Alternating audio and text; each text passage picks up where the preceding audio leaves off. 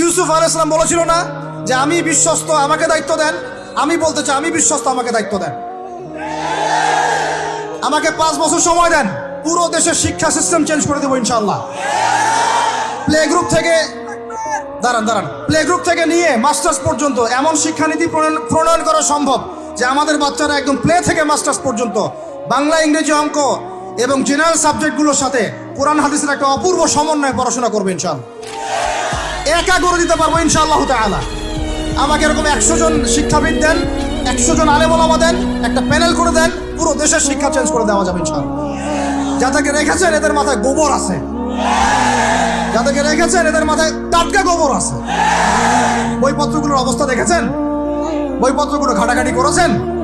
সমকামিতা প্রমোট করছে আমাদের দেশের মধ্যে, ট্রান্সজেন্ডার প্রমোট করছে আমাদের দেশের মধ্যে, আমাদের বাচ্চা কাচ্চা কচি কাঁচা বাচ্চাদেরকে শারীরিক শিক্ষার নামে যৌন শিক্ষা দিচ্ছে।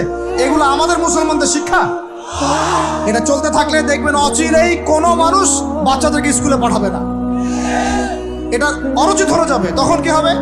কোটি কোটি স্কুল, কলেজ, বিশ্ববিদ্যালয়ে খা খা করে পড়ে থাকবে, কেউ পাঠাবে না ওখানে। তখন মাদ্রাসা থেকে মানুষ ঝুঁকবে আরো বেশি।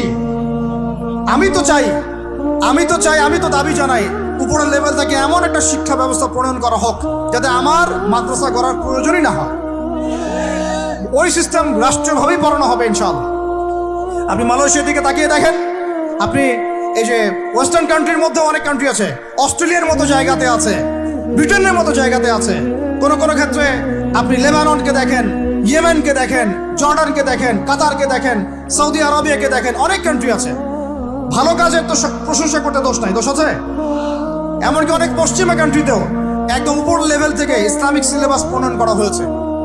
তার মানে এমন না যে তারা সায়েন্সকে গুরুত্ব দেয় নাই, ম্যাথকে গুরুত্ব দেয় নাই, ফিজিক্স পড়ায় নাই, অ্যাস্ট্রোফিজিক্স পড়ায় নাই, ইকোনমিক্স পড়ায় নাই। বিষয়টা এমন না, তারা ফিলোসফি পর্যন্ত পড়িয়েছে।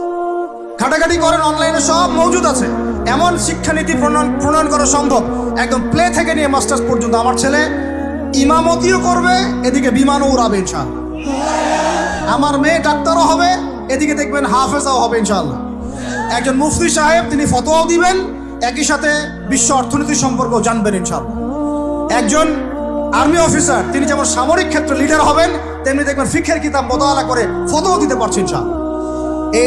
এই যুগটা এটা কোনো মানে স্বপ্নের যুগ নয়, এই যুগটা ছিল এক সময়। বেশি দিন দূরে যেতে হবে না, আপনি 200-300-400 বছর পিছনে যান, দেখবেন মুসলমানরা এমন সোনালী যুগ পার করে আসছে।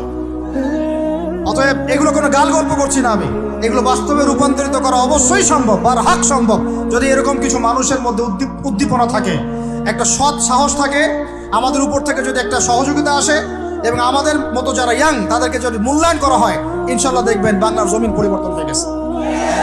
এই পরিবর্তন হলে দেশের জন্য কোনো খারাপের কিছু নাই, রাষ্ট্র পিছিয়ে যাবে না, রাষ্ট্র আরো এগিয়ে যাবে ইনশাআল্লাহ তাআলা। আরো ব্যাপার আছে, আপনি মালয়েশিয়ার একটা ক্লাস 10-এর বাচ্চার দিকে তাকান। ক্লাস 10-এর একটা বাচ্চা কোনোদিন মাদ্রাসায় যায়ই নাই, স্কুলে পড়েছে, কিন্ডারগার্টেনে পড়েছে, রাষ্ট্রীয় সিলেবাসে পড়েছে, মাত্র 10 থেকে 12 বছর পড়াশোনা করে ও এখন এদিকে এসএসসি এইচএসসি লেভেলেও চলে গেছে, ও লেভেল এ লেভেল পরীক্ষা দিয়েছে, এদিকে সে ইমামতি করার যোগ্যতা অর্জন করেছে। এখন আমাকে বলেন ওই রাষ্ট্রটা কি পিছিয়ে গেছে? অতএব এই শিক্ষার দিকে অনেক মনোযোগ হতে হবে আমাদের সবাইকে। আল্লাহ পাক তৌফিক দান করেন।